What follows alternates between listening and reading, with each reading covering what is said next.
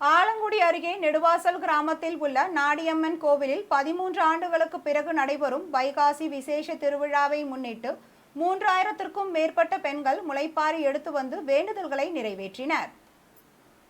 புதுக்கோட்டை மாவட்டம் ஆலங்குடியை அடுத்த நெடுவாசல் கிராமத்தில் அமைந்துள்ள நாடியம்மாள் கோயில் அப்பகுதியில் வெகு பிரசித்தி பெற்றதாகும். இந்த கோயிலில் வைகாசி விசாக திருவிழா 13 ஆண்டுகளுக்கு பிறகு நேற்று முன்தினம் கொடியேற்றத்துடன் தொடங்கியது. இவ்விழாவின் 2வது நாள் நிகழ்வாக நேற்று முளைப்பாரி எடுப்பு திருவிழா வெகு விமரிசையாக நடைபெற்றது. இதையொட்டி பூர்ண அலங்காரத்தில் நாடியம்மன் பல்லக்கில் வீதி உலா வந்து பக்தர்களுக்கு அருள் பாலித்தார்.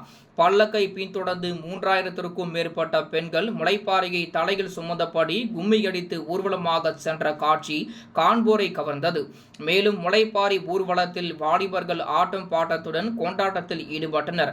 முளைப்பாரி ஊர்வலம் சுமார் 1.5 கிலோமீட்டர் நகர்ந்தார் குளத்தை அடைந்ததும் அங்கு தீபாராதனை காண்பிக்கப்பட்டு குளத்தில் கரைக்கப்பட்டது.